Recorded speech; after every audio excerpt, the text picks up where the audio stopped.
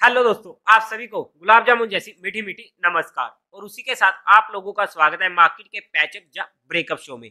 आज के दिन एक तो हम डिस्कस करेंगे हमारी मार्केट को, क्योंकि कल के दिन बैंक निफ्टी की और परसों के दिन होने वाली है निफ्टी की एक्सपायरी। और पिछले 2-3 दिनों से मार्केट एक छोटी सी रेंज में बाउंड हो चुका है। क्या हमें जहां पर एक अच्छी खासी मूव देखने को मिल सकती है, उसे स्टडी आउट करने की कोशिश करेंगे। साथ ही साथ बैंक निफ्टी में क्या कोई हीरो जीरो ट्रेड हमें देखने को मिल सकती है, तो वहां पर भी उस पॉइंट को भी हम कवर करने की कोशिश करेंगे। उसी के साथ साथ कल के दिन होने वाली है दो आईपीओ की क्लोजिंग, बट उसी के साथ साथ परसों को भी होने वाली है दो आईपीओ की क्लोजिंग। तो वहां पर क्या रहेगी रैंकिंग इन चारों आईपीओ में, और इन दोनों आईपीओ में मेरा क्या रहेगा personal decision for education purpose, उन्हें कवर आउट करने की कोशिश करेंगे। Sona machinery, VR Infraspace, JG chemical and RK Swamy. उसी के साथ साथ एक आईपीओ था भारत हाईवेज इनविट, जिसकी कल के दिन होनी थी लिस्टिंग, बट वहां पर टाइम टेबल चेंज हो चुका है भारत हाईवेज का। आई डोंट नो ऐसा क्यों हुआ है, बट यहाँ पर उसकी अलॉटमेंट होगी 6 मार्च को और लिस्टिंग होगी 12 मार्च को। तो काफी बड़ा गैप हमें जहां पर देखने को मिल चुका है। तो ये एक इंपॉर्टेंट अपडेट था जो मैंने आप लोगों के साथ शेयर कर दिया है। बाय द वे, अभी से इस वीडियो को लाइक और चैनल को सब्सक्राइब कर दीजिएगा। अगर हम आज के दिन का एफआईआई और डीआई डाटा चेकआउट करने की कोशिश करते हैं, तो डीआईएस ने 1830 करोड़ की बाइंग करी है, वहीं पर एफआई ने 570 करोड़ की बाइंग करी है। नेट में बाइंग का फिगर एक मेजर फिगर होने वाला है।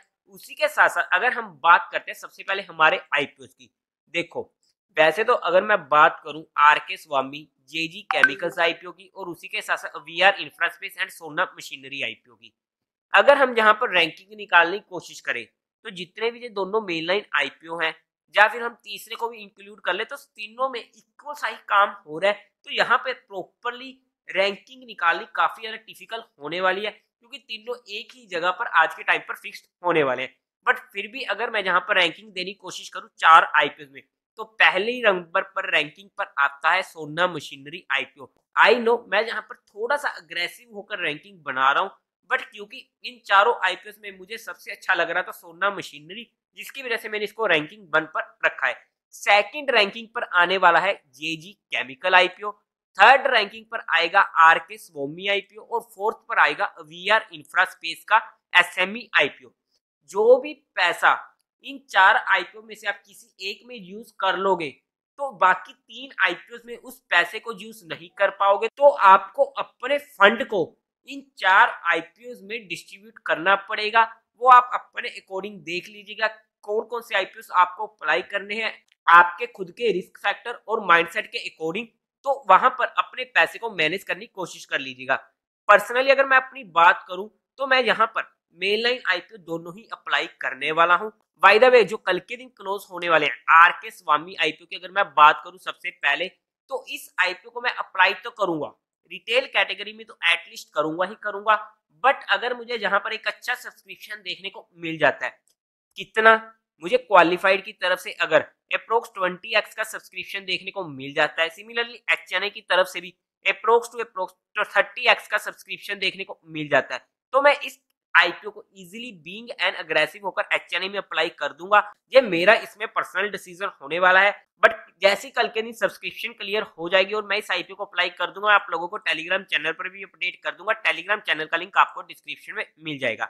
सेकेंडली अगर मैं बात करूं हमारे वीआर इंफ्रास्पेस की, जो हमारी रैंकिंग में 4th नंबर पे था, जब इसकी आईपीओ रिव्यू वीडियो आई थी, तब मैंने वहां पर इसको ऑलरेडी अवॉइड कर दिया था जब हमने इसको अच्छे से स्टडी किया था। बट मैंने वहां पर एक पॉसिबिलिटी छोड़ी थी, क्योंकि ये इंफ्रा का सेगमेंट है, तो अगर मुझे अप्लाई करना हुआ तो सिर्फ इंफ्रा के सेगमेंट की वजह से मैं इस आईपीओ को अप्लाई कर सकता हूं।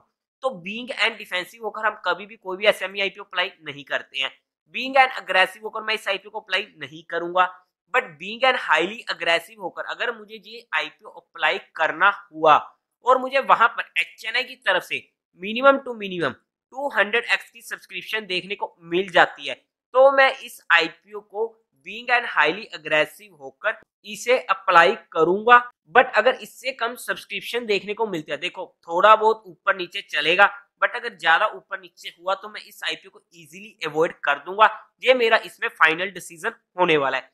बाय द वे, अगर हम इसके जीएमपी की बात कर लेते हैं दोनों आईपीओ की, तो आरके स्वामी का काफी ज्यादा कम हो चुका है और 15% के करीब का देखने को मिल रहा है, और वीआर इंफ्रास्पेस का 35% के करीब का हमें देखने को मिल रहा है आज के टाइम पर। बाय द वे ये मेरे पर्सनल डिसीजन थे जो मैंने एजुकेशन पर्पस डिस्कस किया है। आप लोग अपने माइंडसेट और अपने रिस्क फैक्टर के अकॉर्डिंग अपने फाइनेंशियल एडवाइजर से कंसल्ट करके कोई फाइनल एक्शन बनाइएगा और अपने एक्शन को कमेंट सेक्शन में जरूर बता दीजिएगा।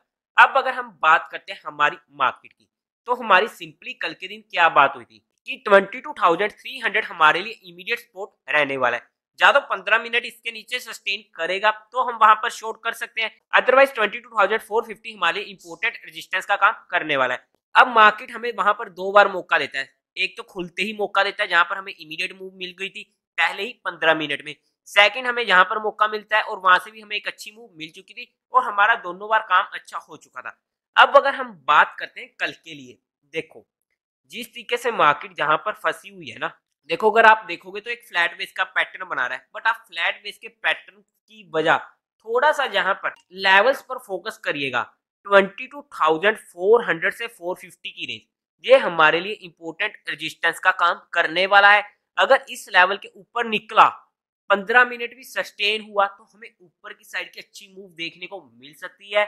और उसी के साथ साथ सेंसेक्स की एक्सपायरी फ्राइडे की जगह थर्सडे को होने वाली है, क्योंकि फ्राइडे को होने वाली है हमारी महाशिवरात्रि की छुट्टी, तो वहां पर एक बड़ा मूव हमें देखने को मिल सकता है कल या परसों के दिन अगर आता है तो। बट अगर ये लेवल क्रॉस होते हैं तभी हमें वहां पर बड़े मूव्स देखने को मिल सकते हैं। सिमिलरली अगर हम बात करते हैं नीचे की साइड, हमारे लिए मेजर सपोर्ट थी 22,200 की। अब बट कल के दिन अगर ये लेवल टूटा 22,270 का और इसको तोड़ता है तो हमें एक स्पेकुलेशन का मौका मिलेगा 200 तक। और अगर 200 के नीचे गया, देखो 200 पर टाइम पास करके तोड़ रहा है, ठीक है, या फिर जहां पर भी 15 मिनट कैंडल्स बन गई पूरी की पूरी, फिर भी हमें जहां पर नीचे शॉर्टिंग की अपॉर्चुनिटी मिलेगी। और इन एनी केस या तो ऊपर की साइड या फिर जहां पे किसी भी साइड अगर रेंज टूटती है, किसी भी साइड लेवल्स टूटते हैं तो हमें वहां पर एक अच्छी मूव मिल सकती है। बट हमारा स्टॉप लॉस निफ्टी में 30 पॉइंट से ज्यादा का नहीं होना चाहिए। और उसी के साथ साथ अगर आप एक बार ऑप्शन चेन डाटा को चेकआउट करने की कोशिश करोगे तो 22,200 पर हमें अच्छी खासी कॉल सेलिंग देखने को मिल रही है। इसलिए 22,200 के नीचे अगर मार्केट जाती है तो नीचे की साइड हमें अच्छी मूव मिल सकती है। सिमिलरली 22,400 पर भी हमें अच्छी कॉल सेलिंग देखने को मिल रही है, तो वहां पर ये हमारे इंपोर्टेंट रेजिस्टेंस एंड सपोर्ट होने वाले हैं। अब अगर हम बात करते हैं ना, एक और बैंक निफ्टी को भी स्टडी कर लेते हैं। बट बैंक निफ्टी में अगर ये लेवल टूटा इमीडिएट 47,200 का तो हमें नीचे की साइड की अच्छी मूव देखने को मिल सकती है। ऊपर की साइड हालांकि आज के सिनेरियो में जैसे कि आरबीआई काफी ज्यादा सख्त हुई पड़ी है एनबीएफसी के अगेंस्ट में, वहां पर काफी सारे वहां पर एक्शन लिए जा रहे हैं। जैसे कि आपने देखा होगा आज आईआईआईएफएल पर भी 20% का लोअर सर्किट देखने को मिला, जहां पर उनके भी ऑपरेशंस पर काफी ज्यादा दिक्कतें देखने को मिली और काफी अदर कंपनीज पर भी आरबीआई एक्शन लेने को रेडी हो रही है बस उनकी फिराक में। तो ऐसे में थोड़ा सा बैंक निफ्टी और फिन निफ्टी में हमें थोड़ी सी दिक्कतें देखने को मिल सकती हैं। तो अगर ये लेवल टूटता है तो हमें वहां पर अच्छी मूव देखने को मिल सकती है। बट ऊपर की साइड अगर ये लेवल टूटा तो वहां पर ऊपर की साइड की भी अच्छी मूव देखने को मिल सकती है। बट हमारा स्टॉप लॉस किसी भी साइड 50 से 60 पॉइंट से ज्यादा का नहीं होना चाहिए बैंक निफ्टी में। और अगर कोई हीरो जीरो ट्रेड देखने को मिलती है तो मैं आप लोगों को टेलीग्राम चैनल पर अपडेट कर दूंगा। टेलीग्राम चैनल का लिंक आपको डिस्क्रिप्शन में मिल जाएगा। उसी के साथ साथ हमने यहाँ पर किसी भी तरीके की कोई भी इन्वेस्टमेंट टिप या एडवाइस नहीं दी है, हमने सिर्फ चीजों को educational and learning perspective study करने की कोशिश करी है। फिर भी अगर आप लोगों को कोई भी एक्शन लेना हो या कोई भी काम करना तो एक बार अपने फाइनेंशियल एडवाइजर से कंसल्ट कर लीजिएगा। और उसी के साथ साथ देवी और सज्जनों, उम्मीद है आप लोगों को ये वीडियो अच्छी लगी होगी, तो इस वीडियो को लाइक कीजिएगा, शेयर कीजिएगा और साथ ही साथ चैनल को सब्सक्राइब करें। हर हर महादेव।